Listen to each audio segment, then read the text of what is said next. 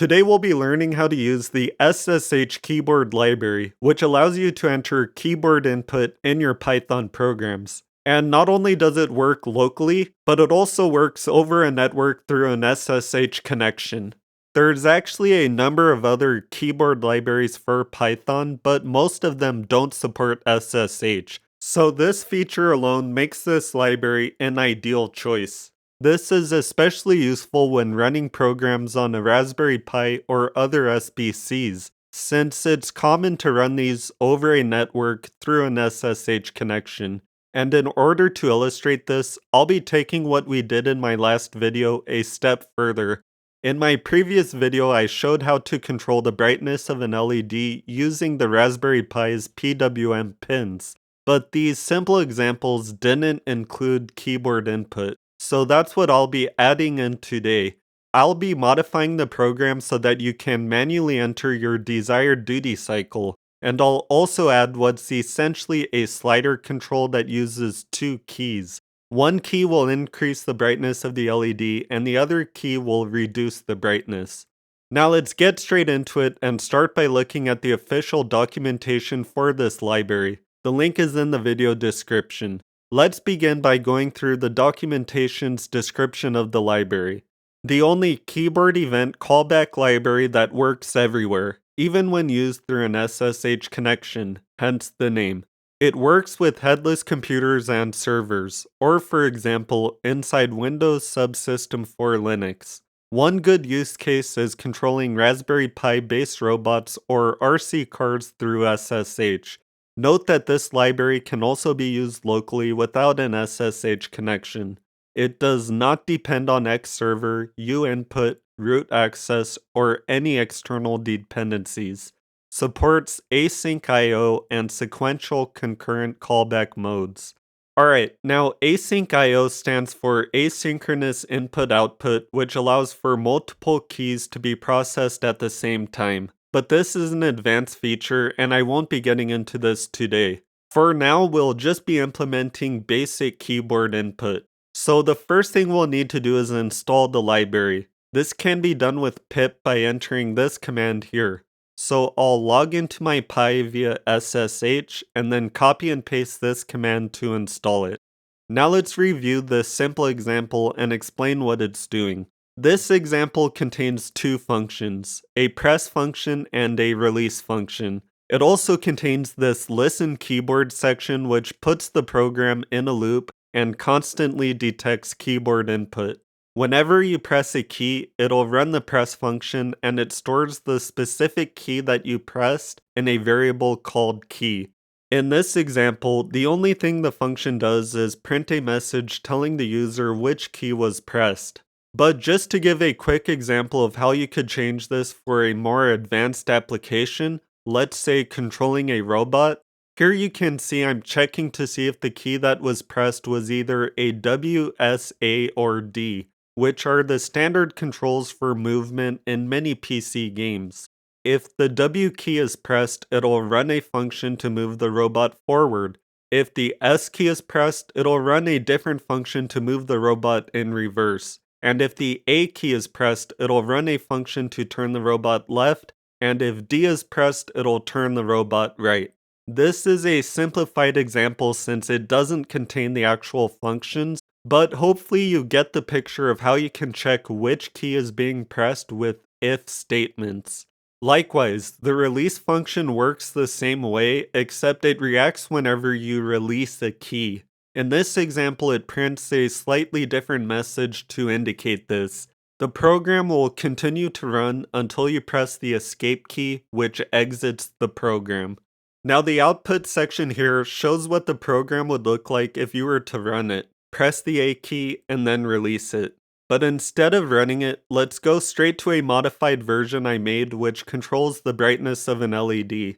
I'll first run it and show what it does, and then we'll go through the code and explain how it works. The program first prints a message telling you to enter your desired PWM duty cycle, which controls how bright the LED will be. This value can be anywhere in between 0 and 100, with 0 being off and 100 being full brightness, like I explained in the previous video. So let's start with 100, and as you can see, the LED is fully on at maximum brightness. Now let's try 40, and now the LED is dimmer than it was before. Now let's enter 1, and now the LED is just barely on at its minimum brightness. And now if I enter 0, the LED turns completely off. Again, any value in between 0 and 100 is valid, but what if we enter a value outside of this range? Well, the program checks the input to make sure it's valid, and if it's not, then it'll print a message indicating this. Now, like I mentioned earlier, to exit the program, simply press the escape key. So now let's go through the code. I'll log into my Pi using an SFTP connection through my PC's file browser, like I've shown in previous videos. Now I'll open the file with a text editor. So as you can see, we have 3 import statements. This first one is required for a special print function, but I'll talk more about this later. The second import is for the SSH keyboard library, and the third import is for the GPIO pins. Now the next 5 lines are exactly like the previous video. First, pin 12 is set up as an output pin, and then it gets set up for PWM. Now the next line, I'm creating a variable called duty and setting this as an empty string. We'll come back to this in a minute. The next line simply prints a statement instructing the user to enter their desired duty cycle. Next we have the press function, and this is where most of the program is. You might notice that this program doesn't contain a release function like the example program did. The release function isn't necessary unless you need your program to respond to something whenever you release a key. One example where this might be useful is in a game, but for this program we don't need it. Next we have the listen keyboard function just like in the example program, but you'll notice there's an extra argument here. Normally the library limits how quickly you can press the same key consecutively. If you try quickly tapping the same key twice, then you'll notice it only registers the first key press, unless you delay the second key press by at least 1 second. Then it'll register the second one. This was probably done to prevent the user from accidentally hitting the same key more than once, but this limitation can be pretty annoying, especially if you type fast. Let's say you wanted to enter a duty cycle of 77 or 88 or any other number that contains the same digit twice. You'll need to wait at least 1 second in between each key press. It would be nice to remove this limitation, so that's what this delay second character argument does. It lets you override the time in between presses. I've set this to 50 milliseconds, which means you need to wait at least 50 milliseconds in between each key press. 50 milliseconds is an extremely short amount of time. So short that you'd probably have a hard time trying to press a key faster than this. But you can adjust this time to anything you'd like. Alright, so now let's go through the press function where the majority of the code is. Let's first go through the if-else statements, and then I'll come back to why the duty variable was declared as global. So if we think about what we want the program to do from a high level, we basically want it to react to 2 different types of keys. The first type is pressing a numerical key. Since we're entering a duty cycle in between 0 and 100, these inputs are all numerical inputs. And the second type of input we need to check for is pressing the enter key. Pressing the enter key tells the program that we've typed in our duty cycle and are ready to activate that value. So that's what we're checking with this else if statement. Now let's go into detail on what's happening if the key that was pressed is a digit. The first thing it does is append the key that was pressed to the duty string. Each time we press a key, the program will run through this function, but since the duty cycle can be up to 3 digits long, we need a way to keep track of what was previously pressed. There's multiple ways to do this, but I decided to simply use a string variable to store this. And again, this is the duty variable. This is why I first declared it outside of the function. Then inside the function, I declared it as a global, which basically tells the function that whenever I use the variable duty, I'm talking about this one that was declared outside. If I were to instead declare the duty variable inside the function like this, then every time the function runs, it will essentially erase the variable and set it back to an empty string before appending the current key that was just pressed. But like I said, we needed to remember the previous key presses if we want to set the duty cycle to something that's more than one digit. So that's why it was declared outside of the function first, and then declared as a global variable inside the function. Now the next two lines handle the print function to display the key that was just pressed, but this was done in a way so that it doesn't automatically start a new line. If we look back at the original example, we see that these are just normal print functions. And we can also see in the output that each print statement starts on a new line. However, this is a problem for what we're trying to do in this program. If you type a duty cycle of, let's say, 60, you don't want the 6 and the 0 to be on their own separate lines. You want both of them to appear consecutively on the same line. So that's why I did the print function like you see here. But this also requires you to use this flush function from the system library. Now let's move on to the next block of code, which handles the enter key. When the user presses the enter key, the program needs to update the LED brightness with the duty cycle that was entered. So the first thing it does is prints an empty string. This is done simply to start a new line so that our subsequent print functions will start on the next line. Now the next block of code is an if-else statement that checks if the duty cycle is in the valid range between 0 and 100. If the duty variable is less than 0 or greater than 100, then this is considered out of range and the program prints a message informing the user of this. But if this if statement isn't true, then that means we do have a valid range. So in that case, it runs the else block of code. This contains the PWM's change duty cycle function, which will update the LED's brightness with the value that's contained in the duty variable. Now, something important to point out is that I've casted the duty variable as an integer for the if statement and for the change duty cycle function. This is because when you push a numeric key on the keyboard, this is considered a character type of variable, not an integer.